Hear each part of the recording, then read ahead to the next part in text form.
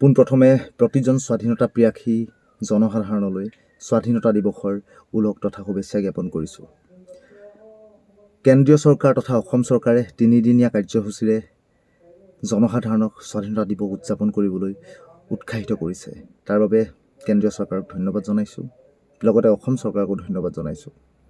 আজি এই 3 দিনীয়া কাৰ্যসূচীৰে যি স্বাধীনতা দিৱস উদযাপন কৰিবৰ কাৰণে কেন্দ্ৰীয় চৰকাৰে আহ্বান কৰিছে, এই আহ্বানক সন্মান প্ৰদৰ্শন কৰি প্ৰতিজন জনসাধাৰণে স্বাধীনতা দিৱস প্ৰতি ঘৰে ঘৰে পালন কৰিছে আৰু দেশখনক লৈ যি দায়বদ্ধতা আছে এই দায়বদ্ধতা প্ৰমাণ কৰি আহিছে। এনে এটা ক্ষেত্ৰত আমি অসম তথা ভাৰতবৰ্ষৰ প্ৰতিজন জনসাধাৰণৰ প্ৰতি চিৰকৃতজ্ঞ যে নিজৰ দেশখনৰ প্ৰতি ইমান আপোন আৰু ইমান শ্ৰদ্ধা তেওঁলোকৰ মনত নিহিত হৈ আছে। ঠিক একেদৰে কেন্দ্ৰীয় তথা অসম চৰকাৰকো ইয়াৰ পৰা এটা বাৰ্তা প্ৰেৰণ কৰিব বিচাৰিছোঁ, কিয়নো আপোনালোকে চাওক যে আপোনালোকৰ এটিমাথো আহ্বানতেই অসমৰ প্ৰতিজন জনসাধাৰণে, ভাৰতবৰ্ষৰ প্ৰতিগৰাকী জনসাধাৰণে নিজৰ দেশক লৈ যি শ্ৰদ্ধা প্ৰদৰ্শন কৰিছে, সেয়া অত্যন্ত আমাৰ কাৰণে আদৰ্শনীয় আৰু আপোনালোকৰ কাৰণে আদৰ্শনীয়। আপোনালোকৰ বাবে এইবাবেই আদৰ্শনীয় বুলি মই অনুভৱ কৰিছোঁ যে আপোনালোকৰ এটি আহ্বানতেই যদি প্ৰকৃততে প্ৰতিজন জনসাধাৰণে আপোনালোকৰ আহ্বানক সন্মান প্ৰদৰ্শন কৰি এনেধৰণে স্বাধীনতা দিৱস উদযাপন কৰিব পাৰে, তেন্তে আমাৰ জনসাধাৰণৰ যিখিনি দুখ দুৰ্দশা আৰু আমাৰ জনসাধাৰণৰ যিখিনি প্ৰাথমিক সমস্যা, সেই সমস্যা সম্পৰ্কত আপোনালোকক প্ৰতিবাৰে আহ্বান জনাব লগা হয়। তাৰ পৰৱৰ্তী পৰ্যায়ত আপোনালোকৰ যি পদক্ষেপ, সেই পদক্ষেপ অসমৰ তথা ভাৰতবৰ্ষৰ জনসাধাৰণে জ্ঞাত।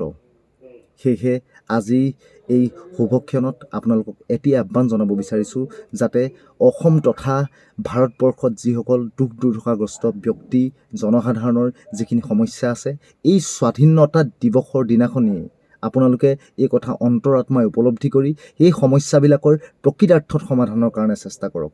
কিয়নো আপোনালোকে জানে যে অসম তথা ভাৰতবৰ্ষৰ বিভিন্ন জনগোষ্ঠী তথা জনসাধাৰণৰ বহু ধৰণৰ প্ৰাথমিক সমস্যা আছে, যি সমস্যা কেৱল আপোনালোকে সমাধান কৰিব পাৰে। আৰু যিদিনা আপোনালোকে এই প্ৰাথমিক সমস্যাসমূহক মূল সমস্যা হিচাপে লৈ আপোনালোকে চৰকাৰ আগবঢ়াই লৈ যাব, সিদিনাখনিয়েই জনসাধাৰণৰ অন্তৰাত্মাত আপোনালোকে ঠাই পাব।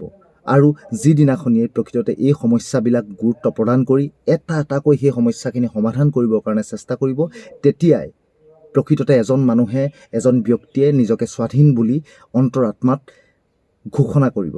সেয়েহে কেন্দ্ৰীয় তথা অসম চৰকাৰে সৰু সৰু সমস্যা, যিখিনি সমস্যা আপোনালোকে সমাধান কৰিব পাৰে, তেনে কিছুমান সমস্যা লৈ কিন্তু গোটেই জীৱন অতিবাহিত কৰিব লগা হয়। কিন্তু তাত যদি আপোনালোকে ইচ্ছা প্ৰকাশ কৰে, তেন্তে সেই সমস্যাবিলাক আঁতৰ হোৱাৰ সম্ভাৱনা অত্যন্ত বেছি। সেয়েহে আপোনালোকে এই স্বাধীনতা দিৱসতে যেনেকৈ স্বাধীনতা প্ৰিয়াসী মন এটা প্ৰতিজন জনসাধাৰণে বিচাৰে, ঠিক সেই স্বাধীনতা প্ৰিয়াসী মনক গুৰুত্ব তথা সন্মান প্ৰদৰ্শন কৰি এই সমস্যাবিলাকক দূৰ কৰক। আজি এনেকুৱা বহু ছাত্ৰ ছাত্ৰী আছে যিয়ে শিক্ষাৰ অধিকাৰৰ পৰা বঞ্চিত হৈ আছে। এনে বহু খেতিয়ক আছে, কৃষক আছে, যিয়ে কৃষিৰ অধিকাৰৰ পৰা বঞ্চিত হৈ আছে। এনে বহু বাল বৃদ্ধ বনিতা আছে যিয়ে নিজৰ অধিকাৰৰ বাবে আজিও যুঁজি আছে। সেয়েহে সেইসকলক ন্যায় প্ৰদান কৰি আপোনালোকে নিজকে ন্যায় প্ৰদান কৰক আৰু সমগ্ৰ ভাৰতবৰ্ষ তথা অসমৰ প্ৰতিজন জনসাধাৰণক আপোনালোকে ন্যায় প্ৰদান কৰিব বুলি আমি অত্যন্ত বেছি আশাবাদী। আমি কালৈ চাম? আমি এখন চৰকাৰ নিৰ্বাচিত কৰাৰ পৰৱৰ্তী পৰ্যায়ত কেৱল মাত্ৰ আপোনালোকে তেওঁলোকক ন্যায় প্ৰদান কৰাৰ আশাৰে আগবঢ়াই দিয়ে আৰু শাসনৰ গাদীত অধিষ্ঠিত কৰে। তাৰ পাছত আপোনালোকে যদি এই সমস্যাবোৰক গুৰুত্ব প্ৰদান নকৰে, তেন্তে আমি কালৈ বাট চাম? সেয়েহে এই স্বাধীনতা দিৱস স্বতঃস্ফূৰ্তভাৱে প্ৰতিটো বৰ্ষতে সমগ্ৰ ভাৰতবৰ্ষৰ জনসাধাৰণে পালন কৰিব, যদিহে তেওঁলোকক মনৰ পৰা স্বাধীন কৰিব পাৰে, তেওঁলোকৰ সমস্যাবিলাকৰ পৰা স্বাধীন কৰিব পাৰে। আচলতে স্বাধীনতা আৰু মুক্তিৰ মাজত বিশেষ এটা পাৰ্থক্য নাই। স্বাধীনতা আৰু মুক্তিৰ মাজত কেৱল মাত্ৰ এটাই পাৰ্থক্য আছে, কি? মন। আমি মনটোক যেতিয়া মুক্তি লাভ কৰাব পাৰোঁ, যেতিয়া মনটোক আমি প্ৰাধান্য দি আমি সেইমতে লৈ যাব পাৰোঁ, সেইটোৱেই স্বাধীনতা। যেতিয়া মনৰ পৰা কিবা এটা আকাংক্ষা জাগৃত হয়, সেই আকাংক্ষাক যেতিয়া চৰকাৰে পূৰণ কৰে, যেতিয়া মনৰ পৰা এটা সমস্যাৰ সৃষ্টি হয়, বাস্তৱতে সেই সমস্যাক যেতিয়া চৰকাৰে গুৰুত্ব প্ৰদান কৰি আগবঢ়াই লৈ যায়, তেতিয়াই প্ৰকৃততে আমি ইণ্টাৰনেলি স্বাধীন। সেয়েহে এই স্বাধীনতাক গুৰুত্ব প্ৰদান কৰি আপোনালোকে জনসাধাৰণৰ সমস্যাসমূহক সমাধান কৰিব চেষ্টা কৰক। তেতিয়া চাব আপোনালোকৰ প্ৰতি প্ৰতিটো মুহূৰ্তত সমৰ্থন থাকিব।